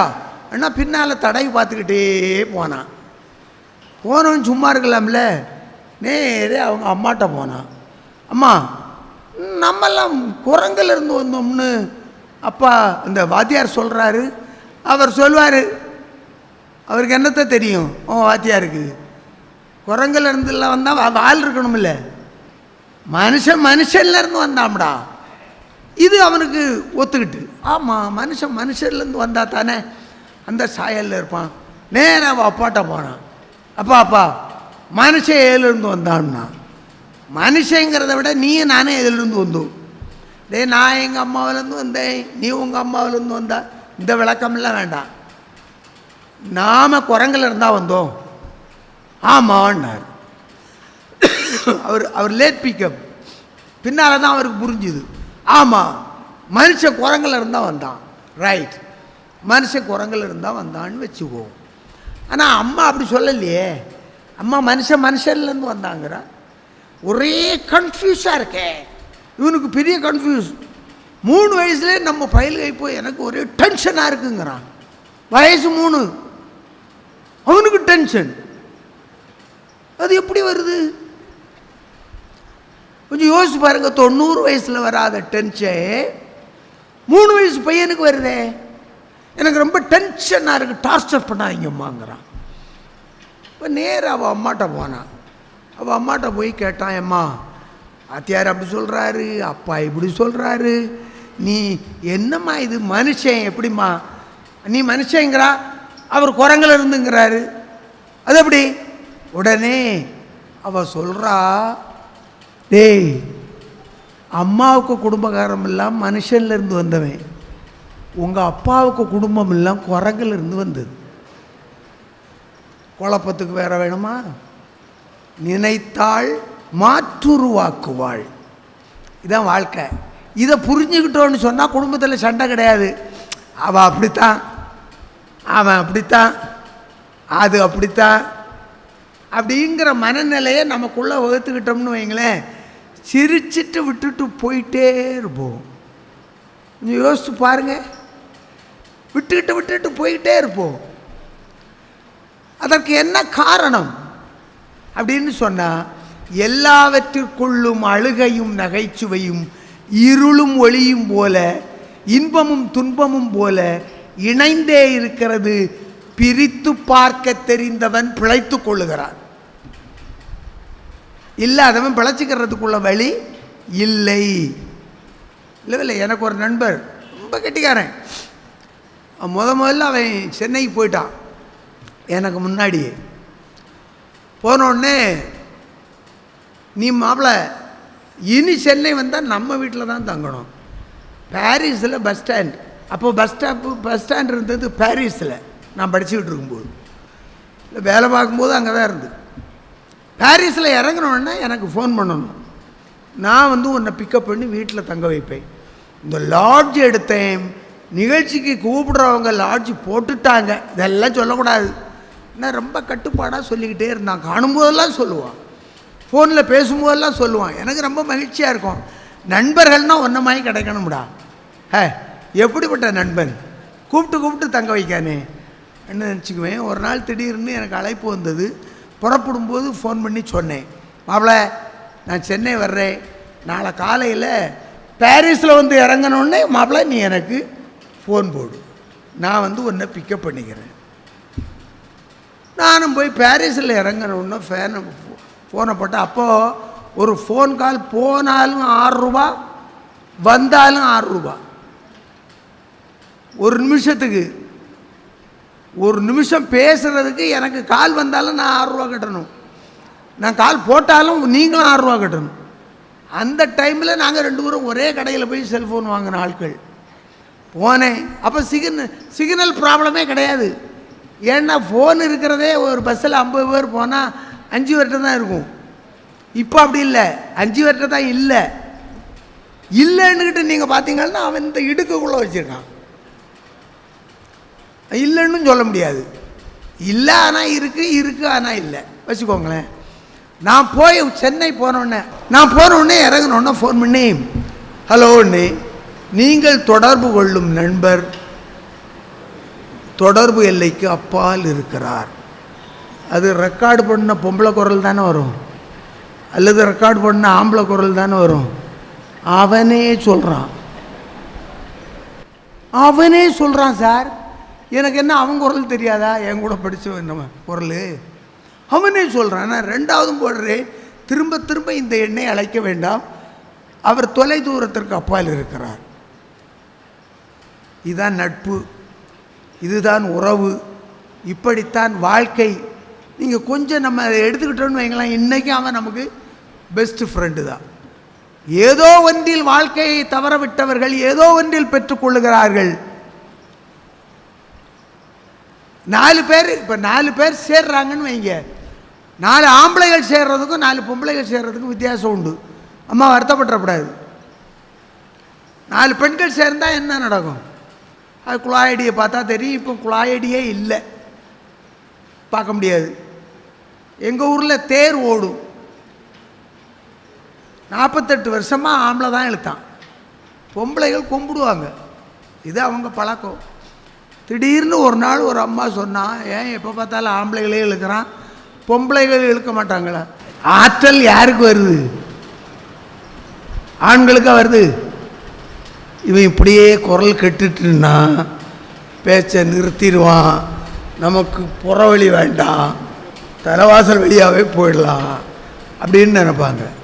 ஆனால் ஒரு தாய் தான் நினைக்கிறாள், இவன் பேச்சை நிறுத்திவிடக்கூடாது, எனவே நாம் மூச்சையாவது நிறுத்தி விடுவோம் அப்படின்னு பேசும்போதே தண்ணியை கொடுத்துட்றாங்க. அப்படியே எடுத்துக்கலாம். மூச்சு விடாமல் பேசணும் இல்லை இல்லையா? கருணை. 4 பேர் 4 பெண்கள் சேர்ந்துட்டாங்க. கூட்டம் பெருங்கூட்டம். நான் சொன்ன அந்த தடவை எப்போவும் ஆம்பளைகள் தான் இழுக்கிறான், இந்த பொம்பளைகள் இழுத்தா என்னன்னா, ஓ நல்லா தாராளமாக இழுங்களே இன்னும் விட்டுட்டு விலகிட்டானுங்க. இப்போ இழுக்கணும் இல்லை தேர. உடனே ஒருத்தி முன்னால் வந்து சொன்னால், வடக்கு தெரு காரியெல்லாம் வாங்கடி, எப்போ பார்த்தாலும் தேர் முதல்ல கீழத்தெரு வழியாக தான் ஓடுதுன்னு அவத தெருக்காரியை கூப்பிட்டான். உடனே கிழக்கு தெருக்காரி காலாகாலமாக இருந்த பழக்கத்தை மாற்றணும். மல்லிகா, புஷ்பா, கனகா வாங்கண்ணா அவ ஒரு கூட்டத்தை 4 தெருக்காரையும் கூட்டத்தை சேர்த்தா 48 வருஷமாக ஓடின தேர் நான் இப்போ ஒரு 18 வருஷமாக நின்ன இடத்துல நிற்கிது. ஓடின தேரை நிறுத்தவும் செய்வார்கள், ஓடாத தேரை ஓட்டவும் செய்வார்கள். இதை நாம் இனம் கண்டுபிடித்து அவர்களை பாராட்ட வேண்டும். எல்லாத்தையும் புத்தாம் பொதுவில் பாராட்டிடக்கூடாது. மனைவியை எங்கே பாராட்டணும், கணவனை எங்கே பாராட்டணும், நண்பனை எங்கே பாராட்டணும், பிள்ளைகளை எங்கே பாராட்ட வேண்டும் என்று தமிழ் இலக்கியம் நமக்கு கற்றுக் கொடுத்துருக்குது. பாராட்ட வேண்டிய இடத்துல தான் பாராட்டணும், இல்லாத இடத்துல பாராட்டக்கூடாது. தீபாவளிக்கு முந்தின நாள் எல்லாருக்கும் துணி எடுத்து கொடுத்து கையில் காசு இல்லை. பிறகு நாம் ஒரு சின்ன குறைவாக ஒரு துணி எடுத்துகிட்டு வந்தேன், ரெடிமேடு. வீட்டில் போட்டு பார்க்குறேன், 1/2 அடி நட்டேன். போட முடியுமா தீபாவளிக்கு? உடனே நேரில் போய் எங்கள் தங்கச்சிக்கிட்ட சொன்னேம்மா, 1/2 அடி பேண்ட்டு நட்டையாக இருக்குது, இதை வெட்டி தச்சு தந்தால் நாளை நானும்னா எனக்கு வேலை இருக்குது, நீ போன்ட்டா. அடுத்தால மனைவிட்ட போய் மெதுவாம்மா, ஒரு பேண்ட்டு இப்படி தான் எடுக்கணும், 1/2 அடி. எப்போ தான் நீங்கள் ஒரு காரியத்தை முழுமையாக செஞ்சீங்க அப்படின்னு ஒரு கேள்வி கேட்பான். அது கேட்குற கேள்வி தான். கேட்டாங்க, இல்லைம்மா நீ இல்லாமல் அப்புறம் வேறு யாருமா, அதுக்கு தானே கட்டி கொண்டு வந்திருக்கேன். எதுக்கு? நீர் மூளை இல்லாமல் எடுத்துகிட்டு வர்ற பேண்டெல்லாம் வெட்டி தைக்கிறதுக்காக என்ன கொண்டு வந்தீங்க? நான் என்ன டெய்லராக படிச்சிருக்கேன் அப்படின்னா, வேண்டாம்டா சைனியன் என்று நானே போய் கத்திரிக்கோலை எடுத்து வெட்டி அளந்து தச்சு வச்சுட்டு படுத்துட்டேன். இது வெட்டுனதும் தெரியாது, தச்சதும் தெரியாது. என் தங்கச்சி 12 மணிக்கு கோலமெல்லாம் போட்டு முடித்து, ஐயோ அண்ணன் என்னவோ சொன்னானேன்னு அவள் பங்குக்கு போய் அவள் ரேடியை வெட்டி தச்சு வச்சுட்டு அவள் படுத்துட்டா. பலகாரங்கள்லாம் போட்டு முடித்து என் மனைவிக்கு அப்போ தான் ஏன் நினப்பு, நம்முடைய கணவன் என்ன இருந்தாலும் கல்லானாலும் கணவன் இல்லையா, இந்த புல் கலவனாக இருக்கக்கூடாதா, இதுக்கு ஏதாவது பேண்ட்டை ஃபுல்லாக வெட்டி தச்சு வச்சுருவோமே இன்னும் அவளுக்கு பேண்ட்டு நினப்பு அதே பேண்ட்டை எடுத்து அவள் 1/2 அடி வெட்டி 1 இன்ச்சு கூடுதல் இருக்கட்டுமேன்னு வெட்டி தள்ளிட்டான். தச்சு வச்சுட்டு அவள் படுத்துட்டா. காலையில் எடுத்து நான் பேண்ட்டை போடுறேன், டவுசராக நிற்குது.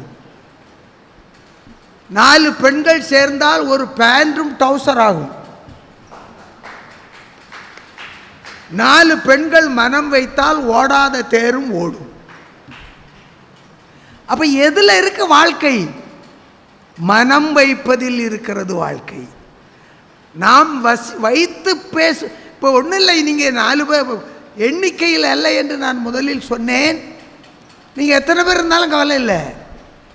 கேட்க வேண்டும் என்கிற எண்ணம் எதுவரை இருக்குமோ அதுவரை நான் மேடையில் வாழுகிறேன் என்று பொருள். கேட்க வேண்டும் என்ற எண்ணம் எதுவரை உங்களுக்கு இருக்குமோ அதுவரை நீங்கள் வாழுகிறீர்கள் என்று பொருள்.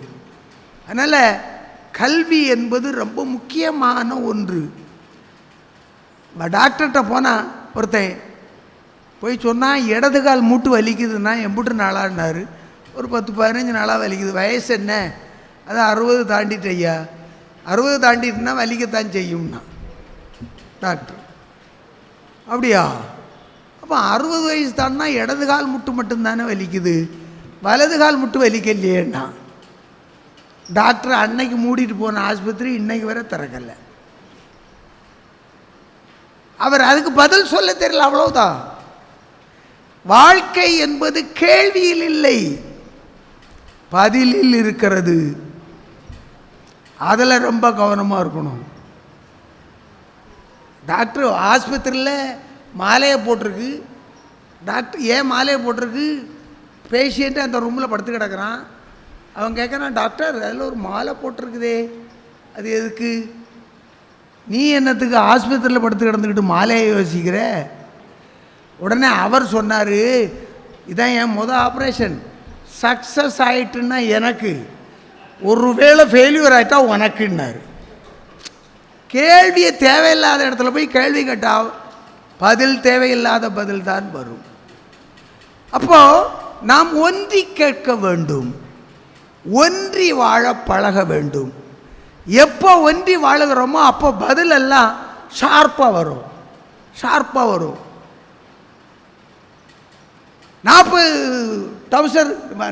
40 ரூபா கூட கையில் இல்லாமல் எங்கள் மாமா சிங்கப்பூர் போனாங்க.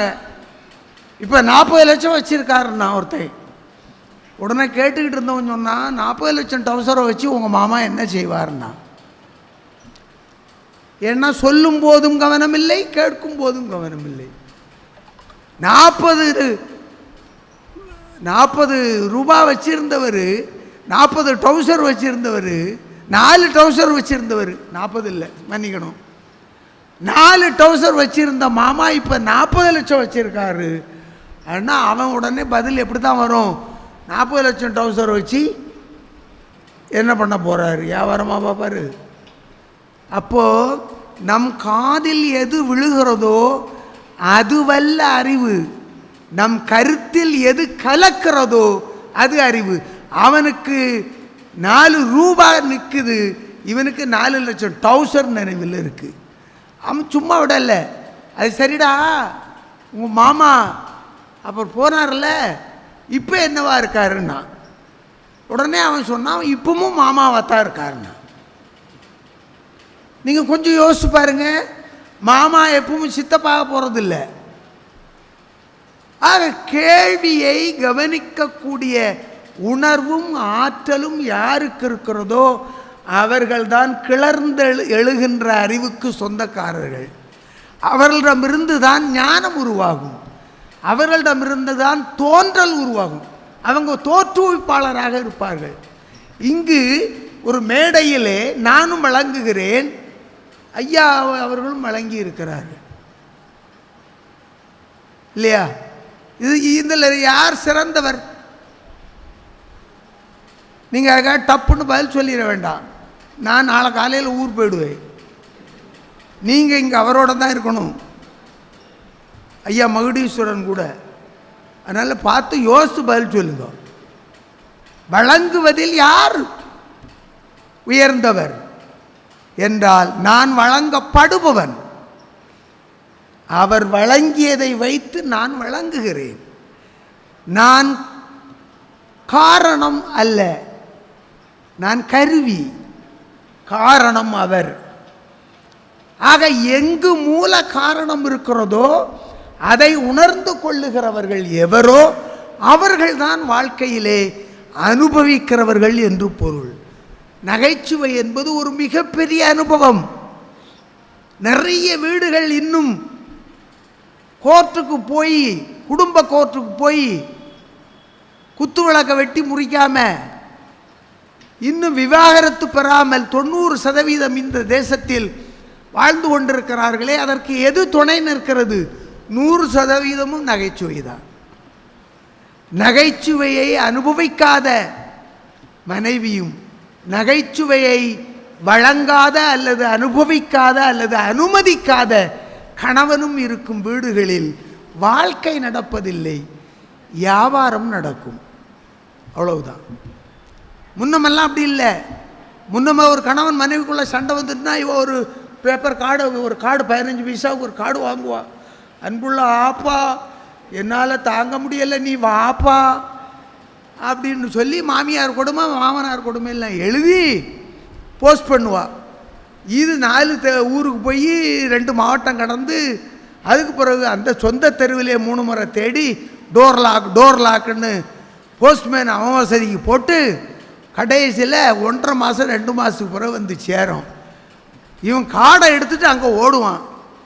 ஓடும்போது மாமியார் கீழ்மடியில் இருப்பா, படியில், மருமகள் மேல் படியில் இருப்பா. அவள் மேலே இருந்துட்டு அவளுக்கு பேன் பார்த்துக்கிட்டே இருப்பாள். அங்கே சேர்ந்துட்டாங்க. இந்த 1.5 மாத இடைவெளி சேர்த்தது பார்த்தீர்களா? ஆகவே தான் அரசாங்கம் ஒரு சட்டம் போட்டது, குடும்ப கோர்ட்டுகளை ஓராண்டு பொறுக்க வேண்டும். கேஸை கொடுத்துட்டு உடனே தீர்ப்பு கேட்காது, 1 வருஷம் விடுமா. எனக்கு தெரிய பல குடும்பங்கள் சேர்ந்துருக்கு அந்த 1 வருஷத்தில். அப்போ நிதானிக்கிற குடும்பத்திற்கு இந்த கால நீட்டிப்பு தேவையில்லை. இப்போ அப்படி இல்லை. இப்போ அடிக்கவே ரிலேயில் காட்டுறா. குடும்பக்காரன் அவ்வளோவரும் பார்த்துக்கிட்டு இருக்கான், என் வீட்டுக்காரர் என் மாமியார் என்ன போட்டு அடிக்கிறான்னு. அதனால் விவாகரத்து கூடி போச்சு. அப்போ விவாகரத்து கூடியதற்கு காரணம் செல்ஃபோனா, நம்முடைய வீட்டின் இல்ஃபோனா? செல்போனை பயன்படுத்துகிறவர்கள். வாழ்க்கையை நாம் பயன்படுத்தவே இல்லை. ஒரு அறிஞனுடைய மூளையில் கோடிகளில் ஒரு பகுதி சிந்தனைக்கு எடுத்துக்கொள்ளப்பட்டது தான் மின்சாரம். கோடியில் உடம்பை அறுவை சிகிச்சை மூலம் மாற்றி உறுப்புகளை, உள்ளுறுப்புகளை அகற்றி மாற்றி புறந்தள்ளி இரத்தத்தை மாற்றி இடம் கண்டுபிடித்து இதெல்லாம் கண்டுபிடிச்ச அறிவாளிகள் இருக்காங்களே, எப்படி கண்டுபிடிச்சாங்க? 100ல் 1 பங்கல்ல, கோடியில் 1 பங்கு மூளையை பயன்படுத்தி இருக்கிறார்கள். பயன்படுத்திய மூளை 1 கோடியில் 1 பங்கு என்றால் நம்மிடம் இருப்பது 1 கோடிக்கு 1 பங்கு குறைந்த அளவு. அவ்வளவு மூளை இருக்கு நம்மகிட்ட. இன்னும் என்னவெல்லாம் நடக்க போகுதுன்னே நமக்கு தெரியாது. ஏனென்றால் நாம் கண்டுபிடிப்பாளர்கள் இல்லை. வீட்டில் இருக்கக்கூடிய மனைவி நினைப்பதை சொல்ல முடியுமா உங்களால்? பாப்பா சேலஞ்ச். என் மனைவி என்னதான் நினைக்கிறான் அப்படின்னு சொல்லிட்டா அவன் நல்ல கணவன். என் நண்பன் என்னதான் நினைக்கிறான், அவன் நல்ல நண்பன். என் பிள்ளை இப்போது இதைத்தான் கேட்க வருகிறான், கண்டுபிடித்தால் நல்ல தாய், நல்ல தந்தை. இந்த பேச்சாளன் இதைத்தான் சொல்ல போகிறான், கண்டுபிடித்தா நல்ல ரசிகர்கள். ஒரு ஆசிரியன் இதைத்தான் நமக்கு இவர் சொல்லுகிறார், சொல்லாமல் சொல்லுகிறார் என்பதை கண்டுபிடித்தால் அவன் மாணவன். அந்த மாணவ நிலையில் வாழ்க்கையை கொண்டு வைத்து விட்டு நாம் என்ன செய்யணும்? வாழ்க்கையை அணுகி பார்க்க வேண்டும். அப்படி பார்க்கலன்னு வைங்க, ஒன்றும் பண்ண முடியாது. வகுப்பில் இப்படி தான் பாடம் நடத்திக்கிட்டு இருக்கும்போது சொன்னேன், டேய் வகுப்பில் ஏன் பாடம் கவனிக்க முடியல தெரியுதா? தெரியலையா? நீ என்ன தெரியலைங்கிற, உங்களையே தெரியலைங்கிறான். அப்புறம் ஐ டாக்டரை போய் பாரு. இன்னொருத்தன் இல்லையா, தெரியலையா, நீங்கள் சொன்னது புரியலையா? ரைட், உனக்கு சொல்கிறேன், ஐம்புலனையும் அடக்க வேண்டும். இது ஆண்மநேய பேராளர்கள் நமக்கு விட்டு வைத்து விட்டு போன கல்வி. மெய், வாய், கண், மூக்கு, செவி 5ஐயும் ஓரிடத்தில் குவிய விட வேண்டும். 5ஐயும் ஒன்றாக்க வேண்டும், ஒன்றி இருக்க வேண்டும். அப்படி ஒன்றி இருந்தால் வாழ்க்கையில் உயர்வடைவாய். எனக்கு புரியலையான்னா, ஏய் ஐம்புலனையும் அடக்கணும்டா. அடக்குனா வர்றதுக்கு பேர் ஞானம். அது ஆசிரியனிடமிருந்து வரும், அவன் தருவதல்ல, அது வருவது. ஓ, அறிவு என்பது தருவதில்லையா, அது வருவதா? அதுக்காக எல்லாம் எத்தனை நாள் வேணாலும் லீவ் போட்டு போயிடாத. அது வருவது, உனக்குள் இருந்து உனக்கு வருவது.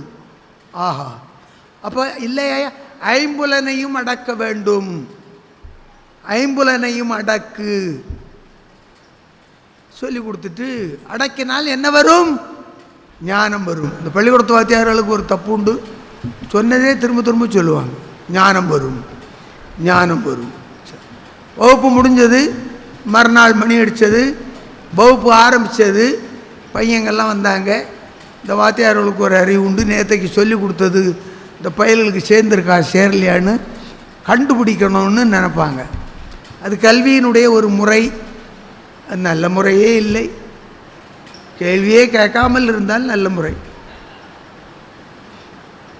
நம்ம முறையெல்லாம் அப்படி தான். நான் ஒரு பள்ளியில் 25 ஆண்டு, இன்னொரு பள்ளி ராம்கோ குரூப்பில் 5 ஆண்டு பணியாற்றி இருக்கிறேன். ஒரு மாணவனிடமும் நான் கேள்வி கேட்டதே இல்லை, கேட்டதே கிடையாது. நேற்று நான் விட்ட இடம் எது கேட்க மாட்டேன். அது தெரியலன்னா நான் எதுக்கு சம்பளம் வாங்கணும்? நேற்று நாம் கடைசியாக சொல்லும் பொழுது யார் பதில் சொன்னது கேட்க மாட்டேன். எனக்கு தான் தெரியுமே, மாரிமுத்து தான் சொன்னான்னு. அப்போ நானே அங்கே வாழலைன்னு அர்த்தம். அதனால் கேள்வி கேட்க மாட்டேன். டெஸ்ட்டு நோ டெஸ்ட் வைப்பேன். அவனுள்கிட்டே மாற்றி மாற்றி கொடுத்து திருத்த சொல்லிட்டு போயிடுவேன். அதில் ஒரு 10 பேர் தேருவான், மற்றவன் விட்டுருவான், தேரமாட்டான். நம்மகிட்ட படிக்கிற பையங்க அவ்வளோரும் சுயமாக கற்று சுயமாக தேர்ந்து 1988 ஒரு மாணவன் தமிழில் 10வது வகுப்பிலே முதல் மதிப்பெண் பெறுவதற்கு நான் காரணம் என்று என்னை பாராட்டினார்கள். அல்ல அல்ல, அவனே காரணம் என்று அவனுக்கே அந்த பாராட்டுகளை கொடுத்தவன் நான். அதான் உண்மை, ஒன்றுமே கிடையாது. அது அப்படி உருவாக்குறது. அதனால் அடுத்த நாள் போனோன்னா வாத்தியார் கேட்டார், நேற்றைக்கு விட்ட இடத்துலேருந்து தொடரோம், ஐம்புலனையும் அடக்கினால் என்ன வரும் அப்படின்னாரு. ஒரு பையன் ரொம்ப கூலாக எழும்புனான். என்னடா ஒரு நாளும் பதில் சொல்ல மாட்டேன், இப்போ எழுப்பி நிற்கிற இல்லையா? கேட்டீங்க இல்லை, இது ஒன்று தான் எனக்கு ரொம்ப, எப்போ கேட்பீங்க என்கிட்ட கேட்கணுமேன்னு நினச்சிக்கிட்டு இருந்தேன். சொல்லு சொல்லு, ஐம்புலனையும் அடக்கினால் என்ன வரும்? ஆம்புலன்ஸ் வரும் ஐயா. அவனை விட அவன் அறிவாளி. ஏன்னா அவர் ஒன்றைத்தான் கொடுத்தார், அவன் 2ஆக்கி கொண்டான். யோசித்து பாருங்க. ஆக வாழ்க்கை என்பது ஒன்றிலிருந்து ஒன்றை ஆக்குவது. அந்த ஆக்குவதை உணர்ந்து கொள்ளணும். அப்படி உணர்ந்து கொள்ளவில்லை என்றால் ஒன்றுமே கிடையாது. எனக்கு 100க்கு 100 எடுக்கிற மாணவர்களை பிடிக்காது, தப்பாக எடுத்துக்காங்க, பிடிக்கவே பிடிக்காது. அது அவன் எடுத்த மார்க்கு. என்னால் என்ன வேலை? அங்கே ஒரு வேலையும் இல்லை. அறிவாளிக்கு கற்றுக் கொடுத்து அறிவாளியை அறிவாளி ஆக்குவதற்கு ஆசிரியன் தேவையில்லை, வாட்ச்மேன் போதும். நான் சாதாரணமாக வழக்கமாக நிகழ்ச்சிகளில் சொல்லுவேன், 10 ஆண்டுகளுக்கு ஒரு பள்ளியிலே போய் ஆசிரியராக சேர்ந்தேன். டீச்சர், பாடம் சொல்லிக் கொடுப்பேன், கற்றுக் கொடுப்பேன், கற்பிப்பேன், கற்க தூண்டுவேன். டீச்சர். கவர்மெண்ட்டும் அவன் அப்பா அம்மாவும் நினச்சாங்க, நீ ஒன்றும் டீச்சராக இருக்காண்டா, நீ கோச்சராக இரு. என் பிள்ளைகளுக்கு மேலும் மேலும் சொன்னதே சொல்லி கொடுத்து கொடுத்து கொடுத்து கொடுத்து அவனை பெரிய அறிவாளியாக மாற்றணும். அப்புறம் நான் ஒரு 10 வருஷம் டீச்சராக இருந்தேன்னா கோச்சராக மாறினேன், ப்ரொமோஷன். அப்புறம் கடைசியாக ஒரு 10 வருஷம் நீ கோச்சராக கூட இருக்க வேண்டாம், நீ வாட்சராக இருன்ட்டான். அப்படின்னா என்ன அர்த்தம்? அவனா படிப்பான், அவனா சாயங்காலம் டியூஷனுக்கு போவான், அவனை நீ கவனிச்சிக்க. மேய்க்கிற வேலை அதான் உண்மையான வேலை. இந்த மேய்த்தல் தொழிலுக்கு நம்மளை கொண்டு போய் விட்டுட்டான். டீச்சராக போன நான் டீச்சராக போன நான் கோச்சராக போன நான் மீண்டும் வாட்சரான காரணத்தால் இந்த தொழில் வேண்டாம் என்று எண்ணியவன் நான். இதான் வாழ்க்கை, இங்கே தான் போய்கிட்டு இருக்கோம். நல்ல காலத்தின் அருமை கருதி ஒன்றோடு நான் உங்களிடம் இருந்து விடைபெற்று கொள்ளலாம் என்று ஆசைப்படுகிறேன்.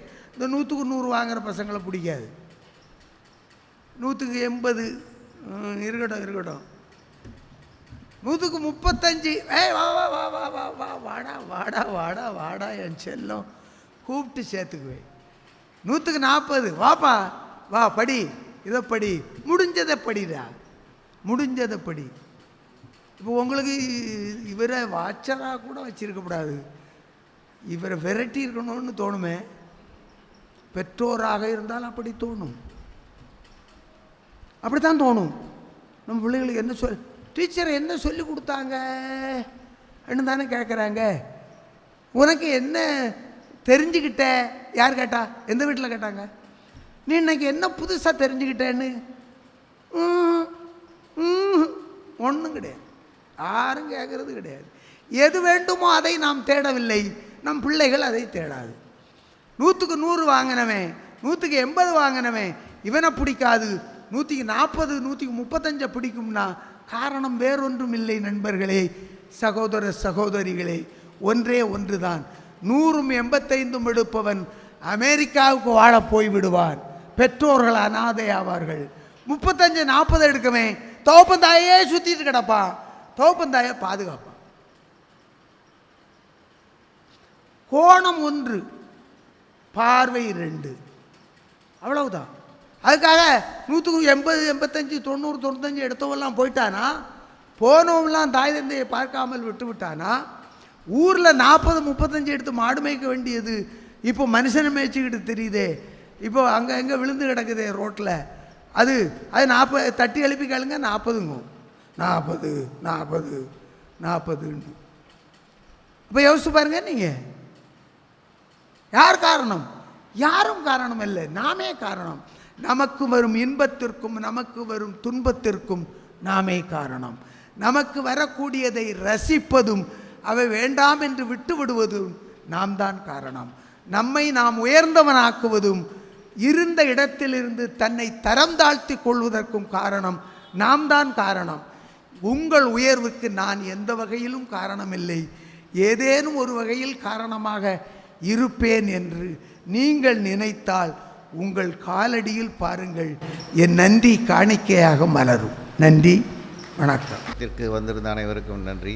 தேசிய கீதம். अधिनायक जय हे भारत भाग्य विधाता, पंजाब सिंधु गुजरात मराठा द्राविड उत्कल गंगा, विंध्य हिमाचल यमुना गंगा उच्चल जलधि तरंगा, तव शुभ नामे जागे, तव शुभ आशीष मागे, तब जय गाथा, जन गण मंगल दायक जय हे भारत भाग्य विधाता, जय हे जय हे जय हे जय जय जय जय हे.